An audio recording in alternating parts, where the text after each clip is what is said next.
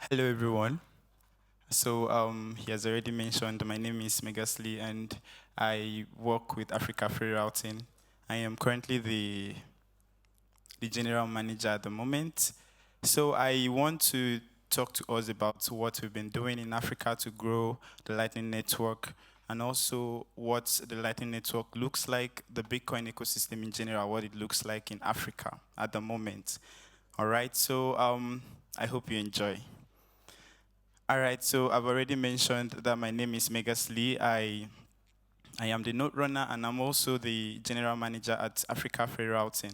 And I like to say that we actually run the most prominent Lightning node in Africa. So our node is actually the biggest currently in Africa to show you how much we need more Lightning nodes in the continent. All right, so who exactly are we as Africa Free Routing? So we are a network of free routing Lightning nodes in Africa for people that are already familiar with Lightning nodes. So we run a free routing node, and our mission is simple: to build Africa's fastest, cheapest, and most reliable Lightning node network. And we have a vision to bring freedom to every Africans using Bitcoin. All right. So we are currently a team of 6 individuals, and we are private. Well, obviously, I'm the only one that likes attention. So every other part of my team members, they are private at the moment. So what exactly do we do, right? Like I said, we run a network of free routing nodes where we actually route payments for free, completely free, but then we charge a fee to provide inbound liquidity to other node runners. So if you're running a Lightning node and you need like an inbound liquidity, we can do that, and then we get a little fee from you. And every single fee, every proceeds we make from selling this channel, we use it to sponsor Bitcoin education in Africa. All right, so why did we start Africa Free Routing in the first place? Number one, it was to raise funds to support Bitcoin education and adoption in Africa. For people if you've been following the Bitcoin ecosystem in Africa for a while, then you must have come across African Bitcoiners. They are doing a great job at the moment. I'm part of the team members there. So that's actually how we started to build a community of Bitcoiners in Africa, where we teach Bitcoiners or teach Africans about Bitcoin. And we are not only teaching them about Bitcoin, but we also pay them to learn about Bitcoin.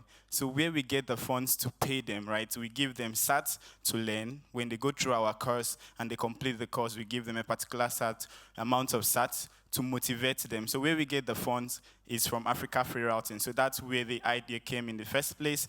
And then also we wanted to put Africa on the Lightning Network map. If you run a Lightning node and you frequently look at the map, then you see that Africa at the moment is lagging behind, and it's very scanty as far as Lightning nodes is concerned. And then we also wanted to support merchants onboarding in Africa, right? We know that as far as Bitcoin adoption is concerned, to improve Bitcoin adoption, there is no way we cannot include Lightning. And one of the best ways to actually improve this, increase this adoption more and more, is to make sure that enough merchants adopt Bitcoin, right? Adopt Bitcoin payments, accept Bitcoin payments. So we are doing all we can to support them. We teach them about running Lightning nodes and also onboard them to accept Bitcoin payments.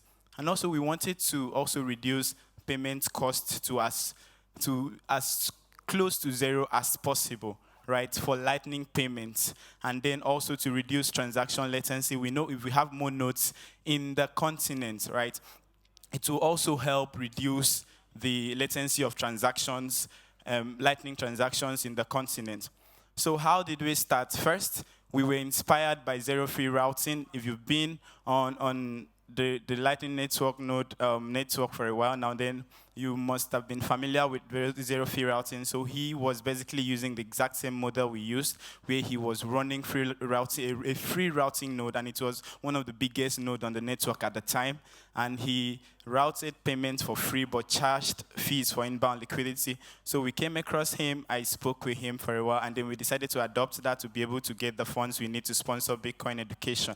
And our first node is currently hosted on Voltage. We reached out to Voltage, and they were so so kind enough to sponsor our first node. So the first node we actually have, which is our biggest at the moment, is Africa Free Routing, and it's hosted on Voltage. And then our second node, which is Nigeria Free Routing, was initially set up with an old laptop of mine. I actually went through the process. So setting up a node on Voltage isn't hard. So I did not go through the usual process of setting up the node. But then I had to go and do it the hard way using an old laptop to actually try it out. So initially it was with an old laptop, and then this is what the settings was like. I used this laptop, and then I also used a generator for backup. So in Nigeria and in Africa as a whole, we have issues with light, electricity issues, right? So in order to keep the node running, we needed something to back it up, and this is how the setting was at the moment. So where exactly are we? We started about a year ago, and at the moment, I still like to say that we are still new in the space, but at least we have gone a long way, right? Before we started, Africa wasn't the way it is, right? So we've actually increased the number of Lightning nodes in Africa. We've added 3 Lightning nodes in Africa at the moment, and we are currently the biggest node network as far as Africa is concerned. So this is what the Lightning node map looked like before we started Africa Free Routing. If you can see, take a look at Africa, where those white dots represent active Lightning nodes on those different locations. So you look at Africa, and then you see how scanty it is, right? So we need more nodes, more and more nodes in the continent. And this is how it is at the moment after Africa Free Routing. Like I said, our first node is on Voltage, and it is hosted in America, and then we have 3 new nodes on the network, which is Ghana Free Routing, which is currently hosted in Accra, Ghana, and then we also have Nigeria Free Routing hosted in Lagos, Nigeria, and then we have Kenya Free Routing hosted in Nairobi, and we still have more to come. All right, so this is what our current stats looks like at the moment. We have a total of over 9 BTC in capacity and over 240 channels. Might not look like much, but it's actually huge for us because of where we started, and where we are at the moment. And we currently have 4 nodes on the network. And then we've also donated over 4 million BTC to Africans that are currently learning about Bitcoin. All right, so this is what our transaction growth has been, the amount of transactions we've been forwarding from January this year to September of this year. You see how it's been going.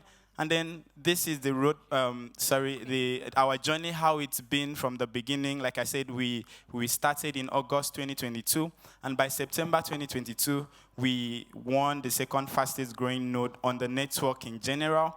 And then by December 2022, we reached 100 channels in total capacity. Then we launched Nigeria Free Routing in January 2023. Then by February 2023, we also launched Ghana Free Routing.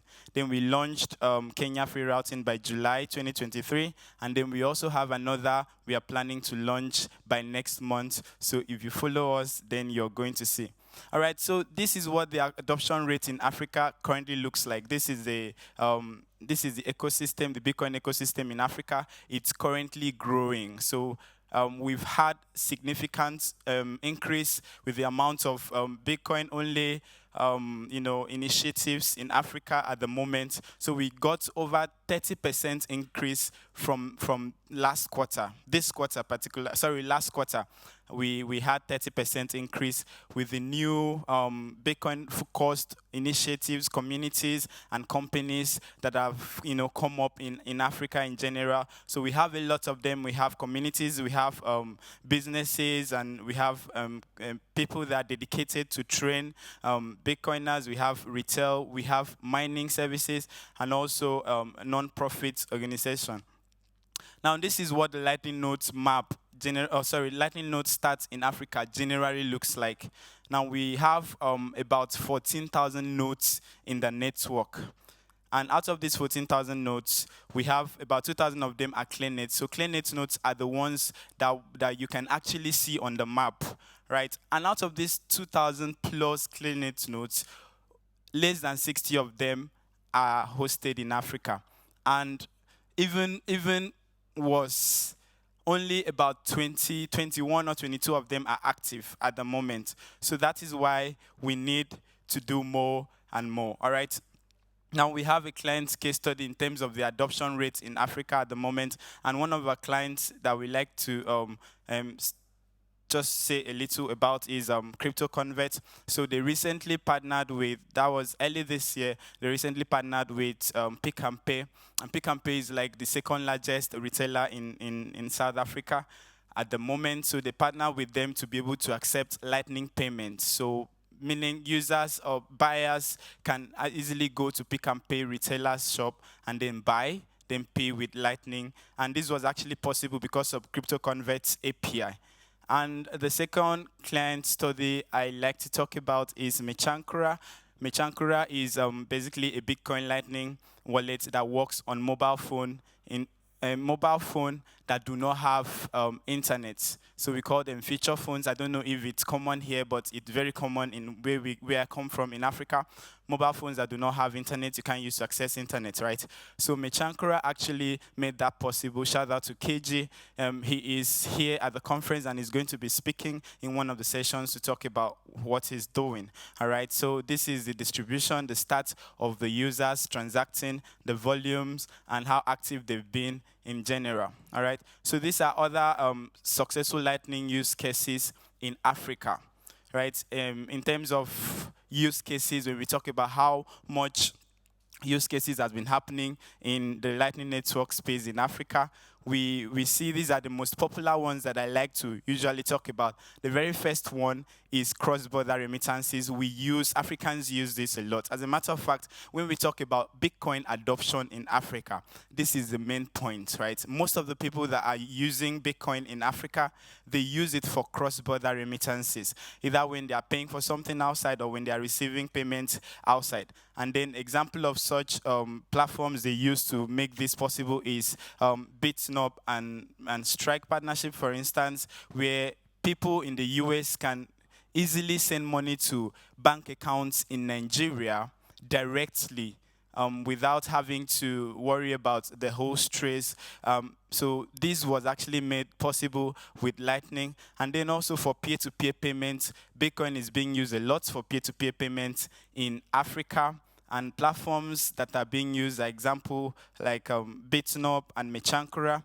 And then also for retail, we have places like Sats2Data. Sats2Data is actually a platform in Africa where you can easily just go buy airtime and data and pay with Lightning. And then Pick and Pay, which I already mentioned. And then Bitcoin is also used for e-commerce a lot in Africa. And we have the likes of the plebeian markets, Bitrefill. We have Web for Africa, where you can pay for hosting services with Bitcoin. And then for non-profits too, Bitcoin is being used as well. All right, so what are some of the challenges we face at the moment? As Africa Free Routing, the biggest challenge we are currently facing is capital for liquidity. Like I said, we earn our keeps by providing inbound liquidity to other node runners, and then whatever we earn from there, we use it to support Bitcoin education in Africa.